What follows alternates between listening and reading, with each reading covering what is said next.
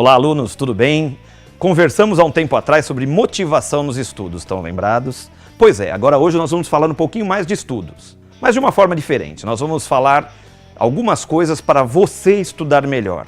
Não, como assim estudar melhor? Ah, já sei, você é daqueles que ainda acha que entrar num curso EAD é moleza. Pois é, cursar uma graduação, uma pós-graduação EAD exige muita disciplina, exige organização de estudos. E o nosso papo hoje é sobre isso. Como estudar melhor? Aliás, para começar, a primeira pergunta, você sabe estudar? Sabe por que eu pergunto isso? Porque muito aluno diz para mim que não sabe como começar a estudar, que não tem muita noção de estudos. Ah, eu faço daquele jeito. Mas será que você realmente sabe estudar de maneira eficaz? É algo para pensar. Por quê? Por que eu digo isso? Você que faz um curso EAD, muitas vezes o faz pela falta de tempo de cursar presencialmente. Você que não está aqui em São Paulo, está num outro estado, numa outra cidade, tem mais dificuldade com a mobilidade. Então, o curso à distância é a saída para isso. Mas para que você se dê bem em um curso à distância, a organização de tempo é fundamental. Até porque eu sei que o seu tempo não é tão amplo assim. E mais uma coisa, você trabalha, você estuda, você cuida da família, você cuida da casa, de filhos, dos relacionamentos. Quanta coisa, né? Pois é. Eu costumo dizer que trabalhar e estudar é para os fortes. Então, parabéns. Se você está aqui conosco é porque você acredita na sua força e você tem capacidade de vencer. Mas vamos refletir então, você sabe estudar? Fica essa lição de casa para vocês. Aliás, por que é tão importante estudar? Por que nós temos que aprender a estudar? Aprender a estudar é, antes de tudo, aprender a aprender. Esse é o nosso grande desafio enquanto professores e nosso enquanto alunos aprendizes. Nós não podemos aprender apenas enquanto estamos diante de um material escolar, das lições de um professor, de uma videoaula, de uma webconferência, ou quando estamos no período de formação, quer na graduação ou na pós-graduação. Nós precisamos aprender a estudar sempre. E aprender a estudar é aprender a aprender de forma autônoma. Nós precisamos ter autonomia no aprendizado. Aliás, aprender é uma delícia, gente. Ah, vocês podem dizer para mim, fazer prova não é gostoso. Não, realmente, ninguém gosta de ser avaliado. Por isso que nós temos que pôr na mente que nós aprendemos para nós. E não para uma prova, para uma avaliação, para um concurso. Nós aprendemos para o nosso aprimoramento. E aprimoramento é palavra-chave quando nós buscamos estudos, nós buscamos crescimento. Aliás, no mundo como o de hoje, se nós não nos aprimorarmos, nós ficaremos anos-luz para trás. Então, o que você precisa fazer? Desenvolver motivação para os estudos. Ai, Robson, mas olha, a minha motivação acaba em 1 segundo. Então nós precisamos perguntar o que está acontecendo para ela acabar. Cada um de nós tem um ritmo, uma forma de estudar e um motivo para esse estudo. Ah não, eu estudo porque eu tenho que fazer prova. Nossa, que motivo mais sem graça, que motivo inútil. Ah, eu estudo apenas porque eu quero uma promoção, porque senão vou ser mandado embora. Outro motivo inútil. Você estuda e o motivo principal é o seu aprimoramento. Se você não descobriu isso ainda, você precisa olhar um pouquinho para dentro de você e se perguntar isso. Por que eu estudo? O que me motiva para estudar? O que me motiva para aprender? São vários os motivos externos, não resta dúvida. São perguntas que às vezes tiram o meu sono. Quando eu pergunto, estudar para quê? Dá uma olhadinha nessa imagem que está aí. A vida é difícil para o rapaz sem instrução. Sabe de quando é isso? Ela é de 1935. É uma imagem do século passado. Poxa vida, aliás, nós somos do século passado. Nós assim jovens como eu, lógico. Vocês talvez sejam desse século. Alguns de 18, 17 anos aí. Tudo bem, tudo bem. Aqui tá um pouquinho mais velho, mas olha, corpinho de 25, gente. E pique de 18. Continuo no pique para estudar, para brincar, para me divertir, para ser feliz. Isso é motivação. E se lá nos idos dos anos 30 do século passado já diziam que era difícil para o rapaz que não tinha formação, ou seja, para a pessoa que não tinha instrução, que dirá hoje, no século 21. Então, será que esse já não é um motivo para realmente você se preocupar com seus estudos? Será que aí não é a resposta da pergunta estudar para quê? Fica aqui mais uma reflexão. Aliás, Esse nosso papo de hoje está cheio de momentos e pausas para reflexão, porque nós queremos que você se organize e estude melhor. Estudando melhor, você vai aprender melhor. E aí, meus amigos, prova, trabalhos, testes, tudo isso serão consequências do seu perfil de aprendiz. Pois é, estudar é uma arte, estudar é uma potência, mas para isso você precisa se organizar. E num trocadilho, talvez infame, talvez não, Deus ajuda quem sente e estuda. Porque não adianta depois você ficar, pelo amor de Deus, me ajuda. E a sua parte você fez? Então vamos começar a pensar em organização de estudo. Primeira coisa que você tem que pensar é o seu local de estudos. Robson, mas eu estudo na minha mesa de trabalho no horário do meu almoço. Ok, mas esse local tem que ser preparado para isso. Na hora do seu almoço, se você organizou a sua mesa para estudar, você não vai responder e-mails corporativos, você não vai ficar navegando na internet, você vai tentar organizar fisicamente o seu espaço. Robson, eu estudo na minha cama. Não vai dar muito certo, né? É uma delícia ler deitado, mas normalmente o livro cai no rosto e nós dormimos. Então o local de estudo é de extrema importância. E lógico, um lugar arejado, iluminado, um lugar tranquilo. Ah não, olha, o meu local de estudo é no meio do show do Iron Maiden. Você consegue desligar? Eu até consigo desligar no meio da bagunça, mas não é o ideal. Então organize o seu local de estudo. Tenha um espaço privilegiado para isso. E lógico, estamos falando de ensino à distância. Um equipamento que te ajude a isso. Ah, eu uso o smartphone, ok. Uso o smartphone, mas ele tem que estar bom. A internet tem que estar boa. Robson, agora você falou de uma dificuldade na nossa terra. A internet mais rápida do Brasil, a internet melhor do Brasil, mas todas elas quando resolvem dar chabu. E olha que interessante, quando... Bom, não vou falar de idade, mas há um tempinho atrás, quando eu falava de organizar os estudos, eu tinha que pensar que livros da enciclopédia eu ia usar. Máquina de escrever. Não, para, senão entrega a idade, né? Mas a organização de estudos vem desde que o homem é homem, de que ele estuda. Então, pensem nisso. Onde está o seu local de estudo? Como ele está organizado? Ah, e um detalhe. Como esse local de estudos está organizado também? Não tem como você estudar. Ah, eu estou estudando matemática financeira. Aí aproveito para pensar nas dívidas que eu tenho, nas contas para pagar, na lista de supermercado. Foco. Foco para os seus estudos. Outra questão importante, horário de estudos. Você precisa se organizar no seu horário. Óbvio, eu tenho meia hora por dia, então que essa meia hora seja excelente, porque não é a quantidade de tempo, é a qualidade desse tempo. Mas estudar é ritmo e constância. Estude um pouquinho todo dia. Então aquele horário, ah não, mas eu deixo tudo para o final. Não. O que é melhor? Eu estudar as 8 unidades antes da avaliação? Não. Uma por semana, fazer os testes na medida que eles são disponibilizados, tudo isso é forma de estudar. Aproveitar ao máximo, dentro desse horário, desse tempo que você tem e se dispôs e se organizou para isso. Outra coisa, pausas são muito importantes. Se você está muito cansado, chegou em casa do trabalho, 10, 11 horas da noite, nossa, mas eu ainda preciso estudar, mas a minha cabeça não ajuda. É melhor você tomar um banho bem gostoso, comer alguma coisa e dormir. Prefira descansar e acordar mais cedo no dia seguinte, porque você acordará descansado. O seu corpo avisa, comece a percebê-lo. Se não dá, se está forçando demais e não está rolando, dá uma pausa. Vai tomar um café, se for à noite vai tomar um suco de maracujá para acalmar. Às vezes larga tudo e vai assistir um filme, uma série. E olha, estou falando isso por experiência própria, porque eu também sou estudante. Continuo nessa mesma levada que vocês. E tem horas que não sai, a gente trava, as ideias não vêm. Você lê, mas aquilo não é... Você não absorve nada. Então para. Aí eu vou para as minhas séries, para os meus filmes, para os meus livros, meus quadrinhos que eu adoro. Momento de relaxar, eu saio. Aliás, quando nós temos um problema muito grande, estamos em cima dele, ele fica parecendo aqueles crocodilos gigantes.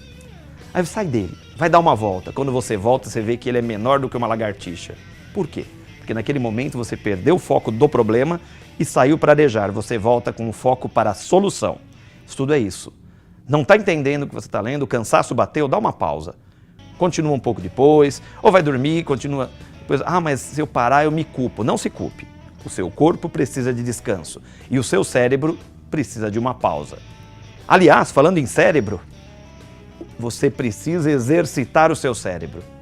Ah, mas eu leio o texto. Não basta só ler o texto. Exercitar o cérebro é pôr em prática aquilo que você está aprendendo. Como é que nós colocamos em prática? Através dos testes lá do Blackboard, através de exercícios que você pode encontrar na internet, contando isso para outro. Aliás, olha que legal. Se você tiver a oportunidade de estudar em duplas, em trios, você vai aprender muito mais, porque quando eu ensino alguém, eu estou aprendendo.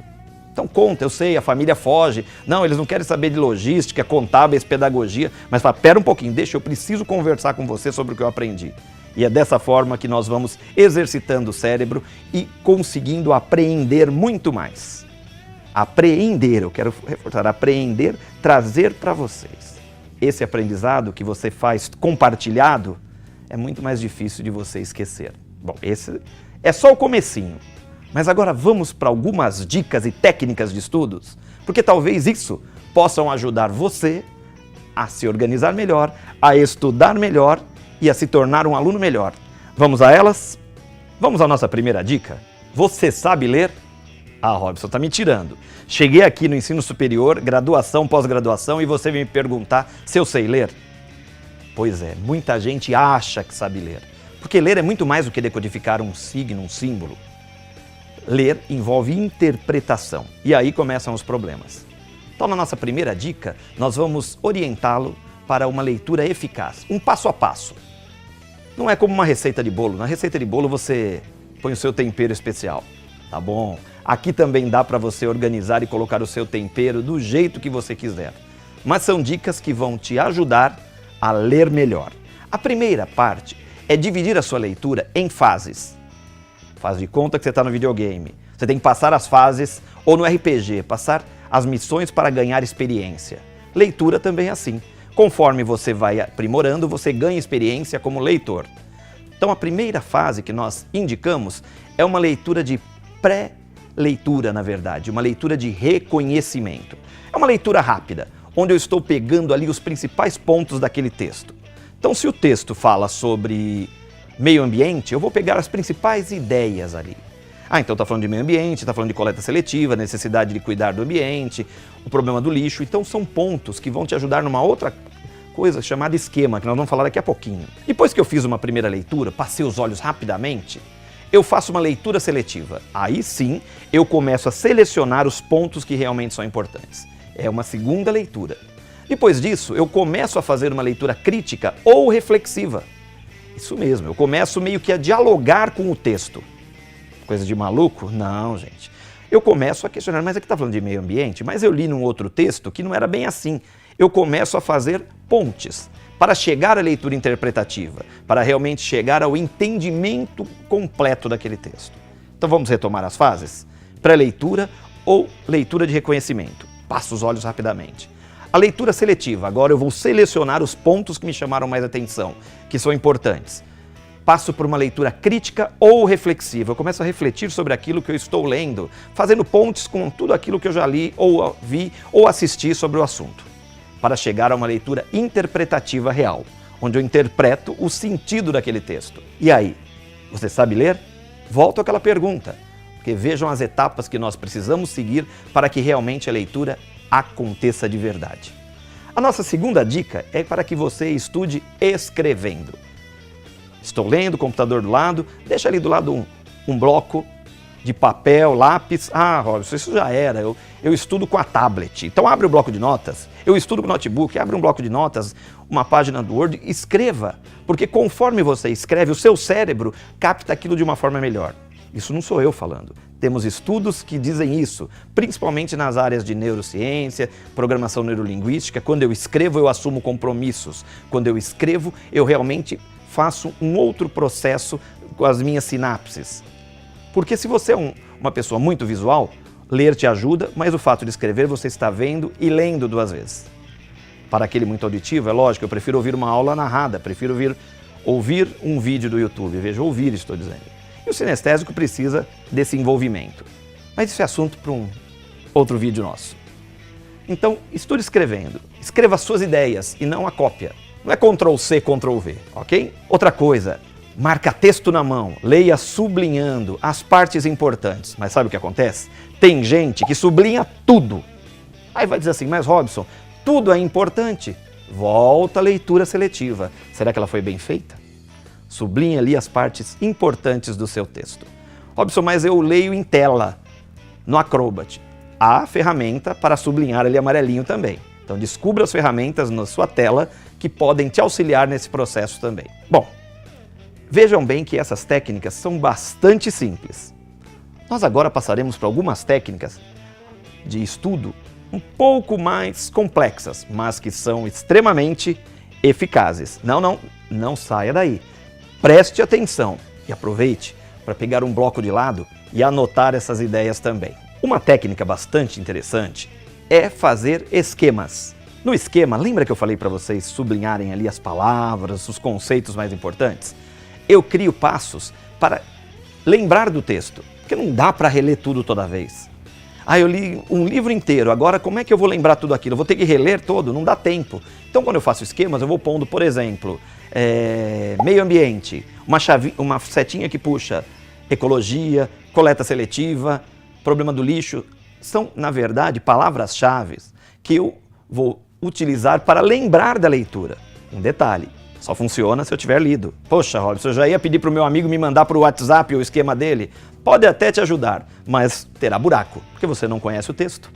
Então o esquema ele é muito importante. E aí quando nós começamos a pegar o jeito, nós evoluímos para o mapa mental. O mapa mental eu posso dizer que é uma junção desses esquemas. Eu tenho um tema central, por exemplo, meio ambiente, e ali vão saindo várias pernas, várias raízes, dizendo para onde ele vai. Então eu tenho aqui coleta seletiva, aí eu ponho vidro, papel, plástico, orgânicos. Aqui eu vou colocar vidro e acortal, eu vou puxando como se fossem ramificações de um galho. Vejam bem, nós temos o mapa mental e o mapa conceitual. E as pessoas acabam usando os dois da mesma forma. Para estudar, vale, mas o mapa conceitual ele é mais trabalhoso. Porque sabe aquelas ramificações que vão saindo? A ramificação daqui se junta com a de lá. O mapa conceitual ele vai pegando um aspecto global e um vai ligando com o outro. Eu posso dizer que é um grande esquema. Aliás, os três eu posso chamar de esquema, mas são soluções gráficas para estudo. São formas que você organiza visual e graficamente o seu estudo. Há softwares que fazem isso, como o Canvas, o CMap Tools, que fazem mapas mentais, ou na mão. Se vocês olharem na internet essas apresentações de quadro branco, jogarem ali no Google Imagens, tem muita gente fazendo com canetão na lousa branca um mapa mental, um mapa conceitual. Quando ele vai abrindo, e sem ter muitos encontros, ele é um mapa mental. Quando ele começa a se fechar, ele já está para o mapa conceitual. Há cursos gratuitos na internet também para isso. São formas de estudar. Confesso que eu me rendi a isso. Eu usava muito esquema e pouco mapa. E de repente você começa a ver que o mapa permite que você organize as suas ideias também. Então, olha aí. 3 dicas importantes, 3 técnicas importantes. Mas agora nós vamos para a nossa última técnica. E vocês vão descobrir que ensinaram muita coisa errada para vocês. Aliás, não é que ensinaram errado. Inventaram muita coisa sobre essa famigerada técnica que só de ouvir dá até arrepio. Não vou dizer ainda não. Eu quero criar um suspense para vocês. Sabe assim, cenas dos próximos capítulos? Porque essa técnica, eu tenho até a impressão que a hora que vocês ouvirem o nome e falarem assim, vou parar de assistir esse vídeo por aqui. Opa, não para não.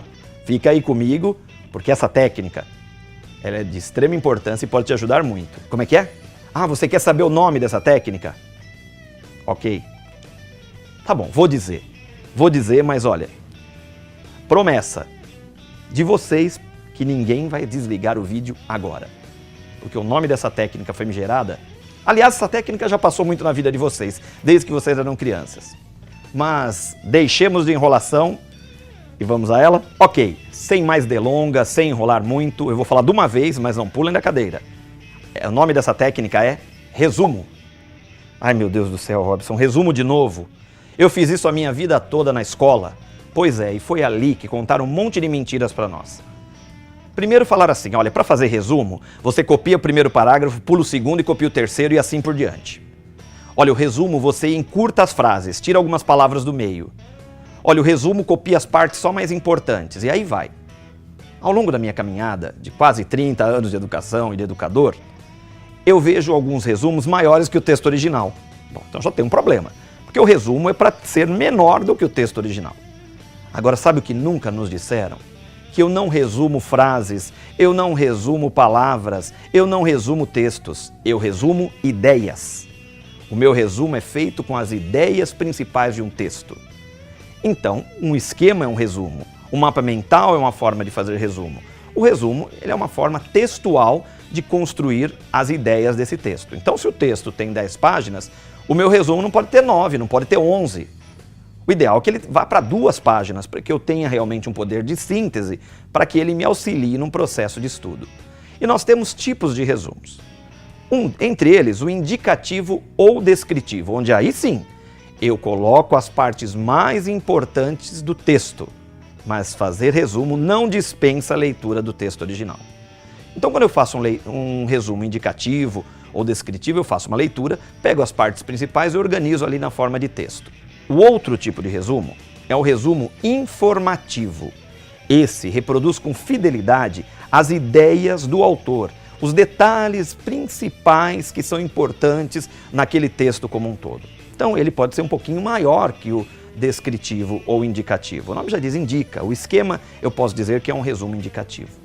Agora, o informativo, eu coloco, ele informo, a partir daquele texto, o que o autor quis dizer, quais são as ideias dele, o que foi principal.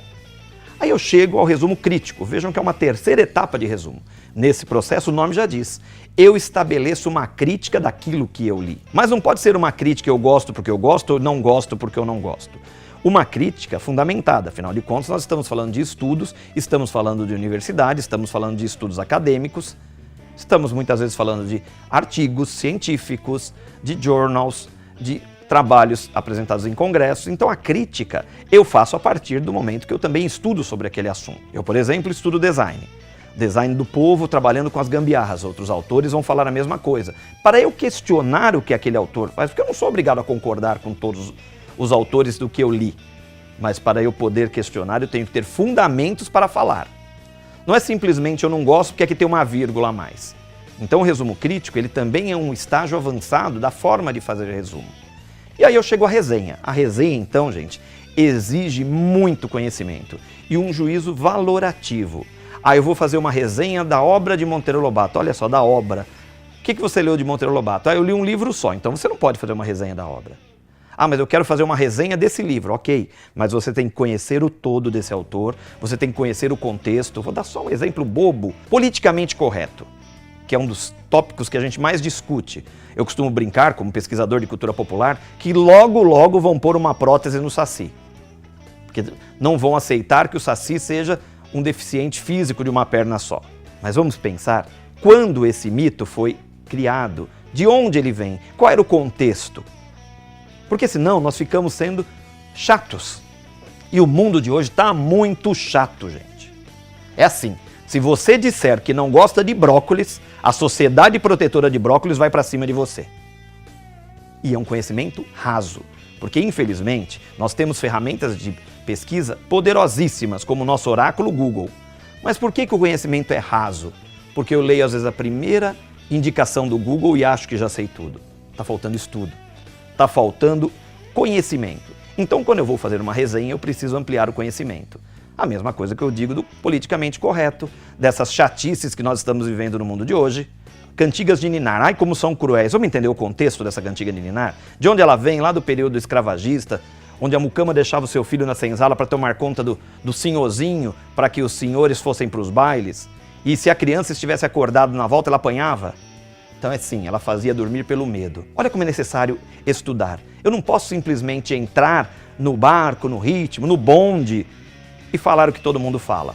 Aliás, você está estudando para mudar a sua forma de pensar e contribuir com o seu crescimento intelectual e de leitura de mundo, que ler o mundo também é necessário. Então, gente, só para a gente resumir, eu resumo as principais ideias e não frases, ok? Então, gente, o que a gente descobre aí ao longo da nossa caminhada? Quanto mais a gente estuda, parece que eu sofro menos nas provas, não é verdade? Estudei mais, a prova está ficando fácil. Nossa, como isso era fácil? Lógico, você domina aquilo, você aprende. Lembra quando você tirou a sua habilitação? A primeira vez que você foi dirigir um carro, como era difícil? E hoje você fala, eu dirijo no automático, aliás, carro automático também. Mas por que hoje é uma coisa natural? porque você se aprimorou. Estudar é isso. Quanto mais você estuda, mais você consegue captar, mais você consegue sair bem em qualquer situação. Por isso que é necessário estudar, estudar. E quando você achar que estudou bastante, estuda mais um pouco. Porque, gente, o que é o estudo?